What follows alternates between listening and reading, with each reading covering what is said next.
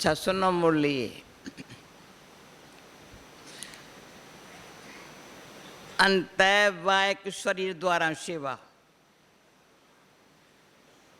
अंतर अंत अंदर से, वायक शरीर द्वारा सेवा। एक सेकंड में कितना दूर से दूर जा सकते हो? एक सेकंड में कितना दूर से दूर जा सकते हो, हिसाब निकाल सकते हो? जैसे मरने के बाद आत्मा एक सेकंड में कहाँ पहुंच जाती है। बाबा में इस मिसाल देता था, शरीर छोड़ा यहाँ जन्म लेगा लंदन में। लंदन पता नहीं, बाबा घड़ी घड़ी नाम बन, बाबा के मौके पर लंदन जरूर आता था, ओ कराची से लेकर के।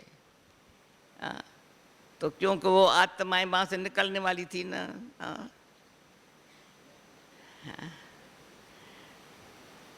जैसे मरने के बाद एक सेकंड में कहाँ पहुंच जाते हैं, ऐसे आप भी अंतःवायक शरीर द्वारा, अंतःवाक शरीर जो कहते हैं उसका भाव अर्थ क्या है? आप लोगों का जो गायन है, अंतःवाक शरीर द्वारा हम बहुत सैर करते थे, उसका अर्थ क्या है? ये गायन सिर्फ दिव्य दृष्टि का नहीं है भाई, ट्रांस में चले गए साक्षात्कार किया, सिर्फ दिव्य दृष्टि का नहीं है, लेकिन तुम सभी का है। यह लोग तो अंतःवायु शरीर का अपना अर्थ बताते हैं, लेकिन यथार्थ अर्थ यही है, अंत के समय की जो आप लोगों की अभी साकार मौली भी कल परसों से कर्मातीत अवस्था की चल रही है। अंत के समय आप लोग कर्मातीत अवस्था की स्थिति है, जब वह जैसे वाहन हो जाता है, कर्मातीत अवस्था की स्थिति जैसे वाहन हो जाता है, कोई ना कोई वाहन द्वारा सैर किया जाता है, कहाँ न कहाँ पहुँच जाते हैं। वैसे जब कर्मातीत अवस्था बन जाती है तो यह स्थिति होने से सेकंड में कहाँ पहुँच सकते हैं। इसलिए अंतःवायु शरीर कहते हैं। वास्तव में यह अंतिम स्थिति का गायन है। उस समय आप इस स्थूल स्वरूप के भान से परे रहते हो, स्थूल स्वरूप के भान से परे रहते हो, इसलिए इनको सूक्ष्म शरीर भी कह दिया है। जैसे कहा होता है उड़ने वाला घोड़ा, तो इस समय की आप सभी के अनुभव की ये बातें हैं जो कहानियों के रूप में बनाई हुई है। एक सेकंड में ऑर्डर किया, यहाँ पहुँचो, वहाँ पहुँच जाएगा। ऐसा अपना अनुभव करते जाते हो। जैसे आजकल साइंस भी स्पीड को क्विक करने में लगी हुई है, जहाँ तक हो सकता है समय कम सफलता ज़्यादा है। भाई साइंस समय कम सफलता ज़्यादा है, तो का पुरुषार्थ कर रहे हैं। ऐसे आप लोगों का पुरुषार्थ भी हर बात में स्पीड को बढ़ाने का चल रहा है। जितनी जितनी जिसकी स्पीड बढ़ेगी उतना ही अपने फाइनल स्टेज के नज़दीक आएंगे। समझा? जितनी स्पीड बढ़ेगी उतना final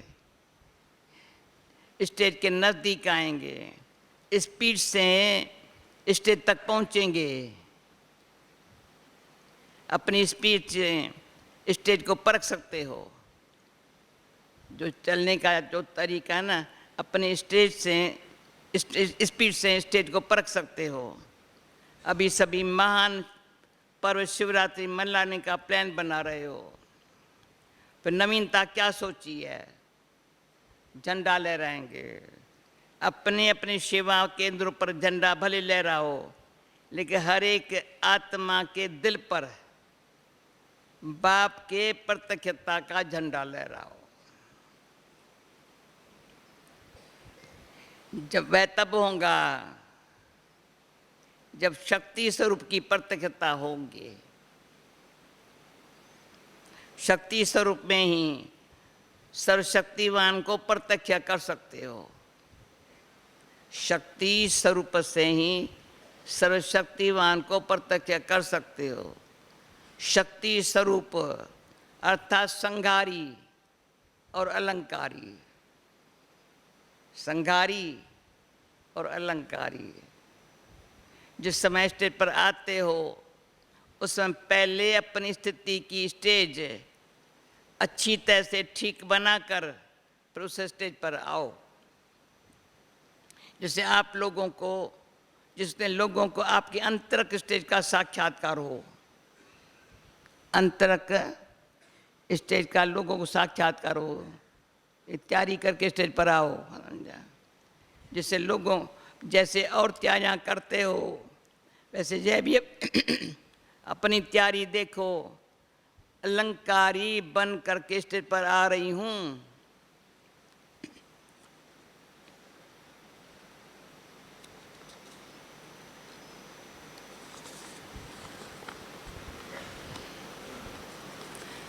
light house, might house दोनों ही स्वरूप मजरूप में हो।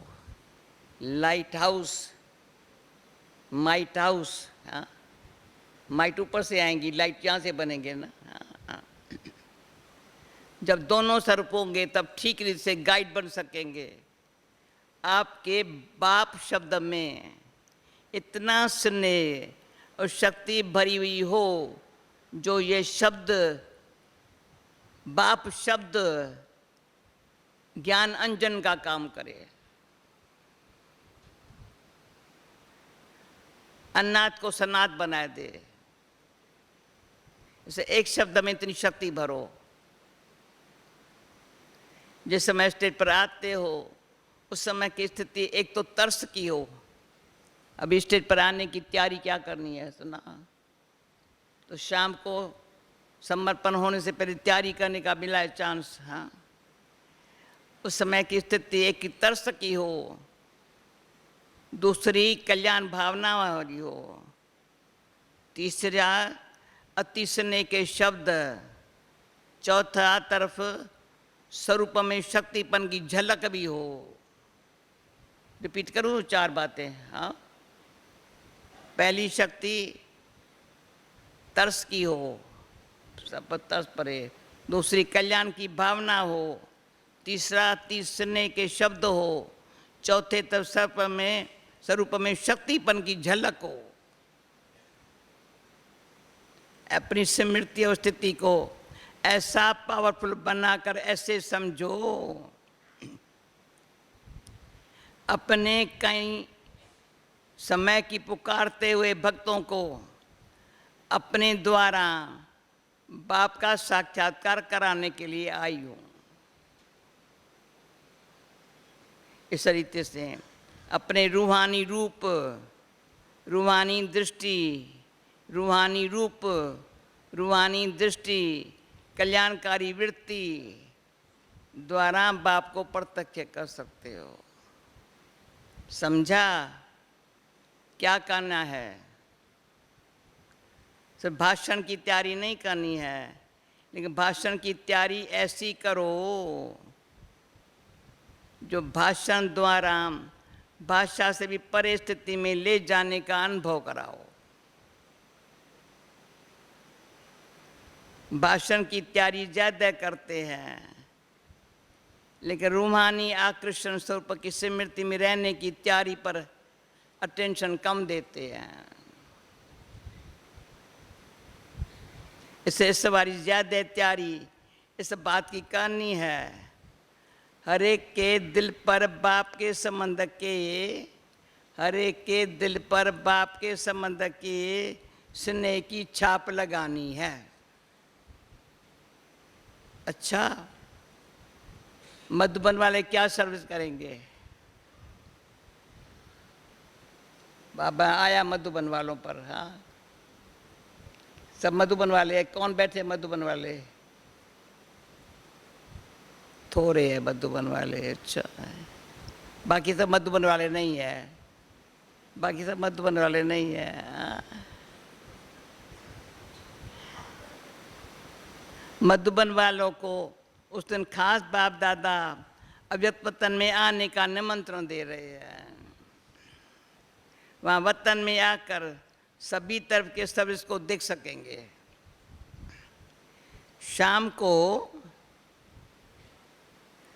7 से 9 बजे तक ये 2 घंटे खास सैर कराएंगे।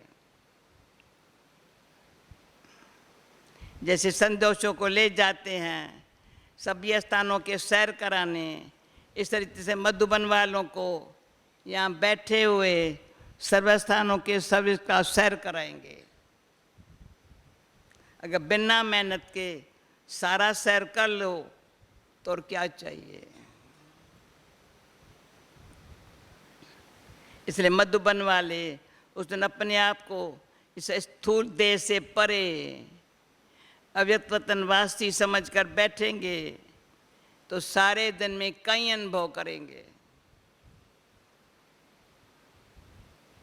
बैठे मधुबन में है तो सारे दिन में स्थूल देह से परे अव्यक्त वतनवासी समझ बैठेंगे, सारे दिन में कई अनुभव करेंगे। फिर सुनना ना, क्या अनुभव किया उस दिन। अगर अपना थोड़ा भी पुरुषार्थ करेंगे तो सहज ही अनोखे भिन्न भिन्न अनुभव करने के वरदान को पा सकेंगे। इधर से पुरुषार्थ करेंगे ना, वरदान को पा सकेंगे। समझा? 7 से 9 शाम को खास याद का प्रोग्राम रखना। यूँ तो सारे दिन का ही निमंत्रण दे रहे हैं, लेकिन विशेष ये सैर का समय है। ऐसे समय पर हर एक यथाशक्ति अनुभव कर सकेंगे। मधुबन वाले विशेष नहीं है, इसलिए विशेष निमंत्रण है। से बुद्धि द्वारा इस अपने देह के भान से अलग होकर बैठना।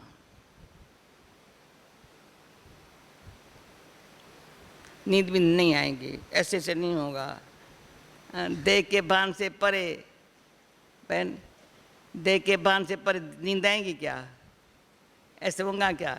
देह के भान से परे अलर्ट हो जाएंगे ना। और हाँ, क्या समझते हैं? देह के भान से परे से बुद्धि द्वारा अपने अलग होकर बैठना। फिर ड्रामा में जो अनुभव होने हैं वह होते रहेंगे। संदेशों के लिए तो साक्षात्कार कॉमन बात है, लेकिन बुद्धि द्वारा भी ऐसे अनुभव कर सकते हो। इतना स्पष्ट होगा जैसे इन आंखों से देखा हुआ अनुभव है। अनुभव इतना स्पष्ट होगा जैसे इन आंखों से देखा हुआ अनुभव है। अच्छा, टीचर के साथ मुलाकात, एक मुरली में सब, हाँ, बाबा सबको याद करता है। टीचर के साथ मुलाकात, इस ग्रुप को कौन सा ग्रुप कहें? Speaker group. स्पीकर अर्थात स्पीच करने वाले, स्पीच के साथ स्पीड भी हो। क्यों? स्पीच के साथ साथ अगर पुरुषार्थ की स्पीड भी है तो ऐसे स्पीच करने वाले के प्रभाव से विश्व का कल्याण हो सकता है। अगर स्पीड के बिना स्पीच है तो विश्व का कल्याण होना मुश्किल हो जाता है। तो ऐसे कहें यह स्पीच और स्पीड में चलने वाला ग्रुप है, जिन्हों की स्पीड भी पावरफुल, स्पीड भी पावरफुल, स्पीड भी पावरफुल, स्पीड भी पावरफुल। उनको कहते विश्व कल्याणकारी, मास्टर दुख हरता सुख करता। तो ऐसे कार्य में लगे हुए हो? क्वेश्चन है बाबा का। जो दुखारता सुखकर्ता होता है वो स्वयं उस दुनिया के लहर से भी परे होगा और उनकी स्पीच भी दुख की लहर से परे ले जाने वाली होंगी। ऐसे स्टेज पर ठहर कर स्पीच करते हो। स्पीच तो स्टेज पर ठहर कर की जाती है। स्पीच तो स्टेज पर ठहर करके की जाती है। तो आप किस स्टेज पर ठहर स्पीच करते हो? जो बाहर की बनी हुई स्टेज होती है उस पर।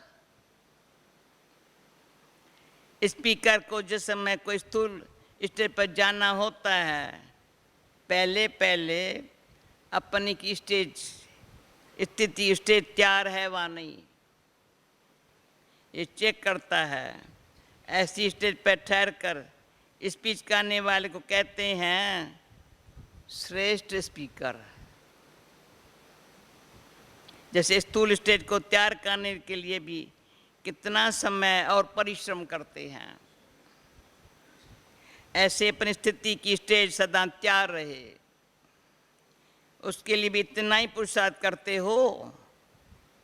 ऐसी पावरफुल स्टेज पर ठहर स्पीच करने वालों का, ऐसी स्टेज को ठहर स्पीच करने वालों का या अब्बू में यादगार है।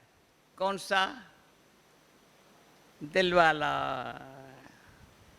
दिलवाला तो याद के यात्रा का यादगार है। दिलवाला तो याद के यात्रा का यादगार है। गौमुख नहीं देखा है? गौमुख किसका यादगार है? ये मुख का यादगार है।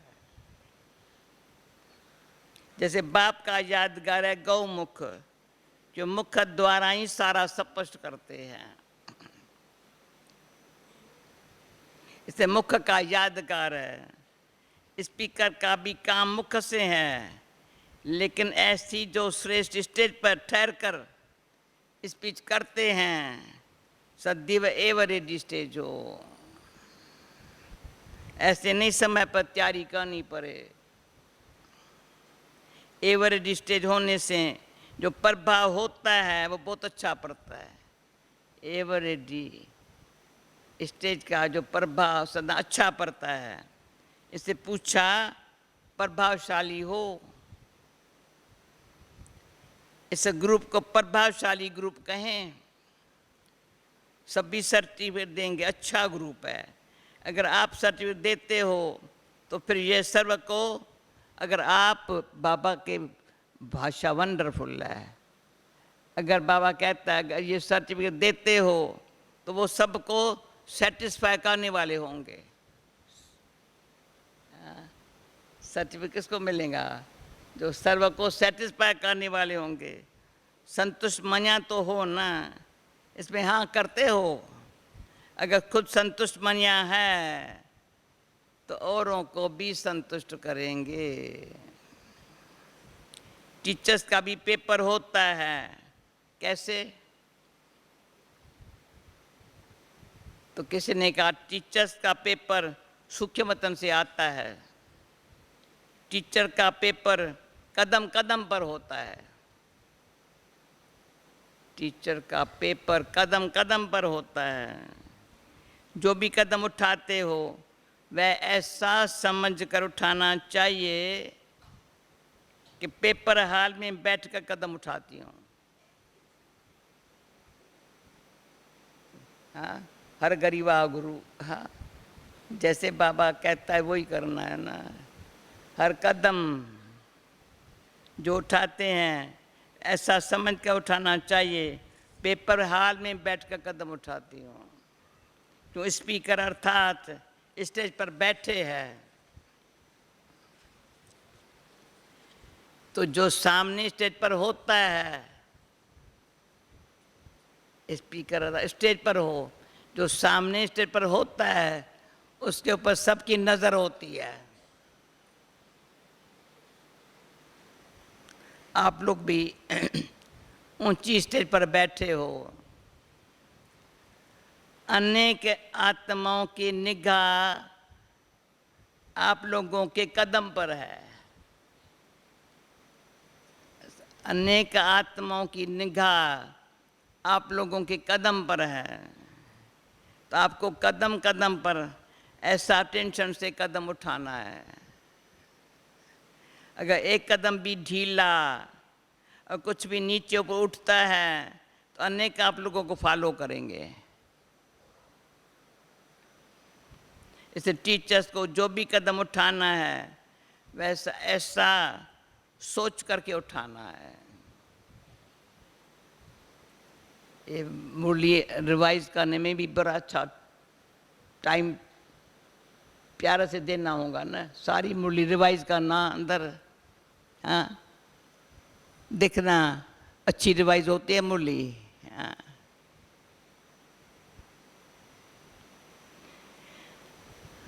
क्योंकि ताजदारी बने हो ना। ताज कौन सा मिला है? जिम्मेवारी का ताज। जितनी बड़ी जिम्मेवारी उतना बड़ा ताज। ये हल्का बना देता है ना बहन। जितनी बड़ी जिम्मेवारी उतना बड़ा ताज। जो बड़ी जिम्मेवारी मिली हुई है अपन को ऐसे निमित्त बनी हुई समझ करके फिर कदम उठाओ। जितनी बड़ी जिम्मेवारी है निमित्त समझ करके इतना ऐसे कदम उठाओ। अभी अलबेला नहीं, अलबेलापन नहीं। ताज व तख्तादारी बनने के बाद ताज व तख्तधारी बनने के बाद अलबेलापन समाप्त हो जाता है। अलबेलापन अर्थात पुरुषार्थ में अलबेलापन। इस ग्रुप को सदैव ये समझना चाहिए जो भी कदम व कर्म होता है, कदम व कर्म होता है, वह हर कर्म विश्व के लिए एग्जाम्पल बन करके कर रहे। हर कदम विश्व के लिए एग्जाम्पल होकर के रहे। जो आप लोगों के इन कर्मों की कहानियां के रूप में यादगार बनेगा। आप लोगों के ये चरित्र गायन योग्य बनेंगे। इतने जिम्मेवारी समझकर चलते हो। यह इस जिम्मेवार ग्रुप की विशेषता है। जो जितना जिम्मेवार उतना ही हल्का रहेगा।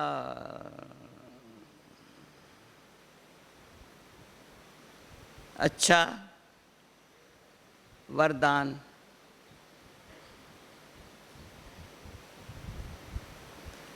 अच्छाई पर शिक्षा, हर कदम में शिक्षा। अच्छाई पर प्रभावित होने के बजाय उस समय उससे स्वयं में धारण करने वाले परमात्म से नहीं भव, औरों की अच्छाई पर प्रभावित नहीं हो जाओ, परंतु स्वयं में धारण करने वाले परमात्म से नहीं भव। अगर परमात्म से नहीं बनना है, अगर परमात्म से नहीं बनना है तो बॉडी कॉन्शियस के रुकावटों को चेक करो। बॉडी कॉन्शियस की रुकावटों को चेक करो। कई बच्चे कहते हैं यह बहुत अच्छा या अच्छी है, इससे थोड़ा रहम आता है। कोई का किसी के शरीर से लगाव होता है, कोई का किसके गुणों व विशेषताओं से, लेकिन वह विशेषता व गुण देने वाला कौन? कोई अच्छा है तो अच्छाई को धारण भल करो, अच्छाई पर प्रभावित न हो जाओ। न्यारे और बाप के प्यारे बनो। ऐसे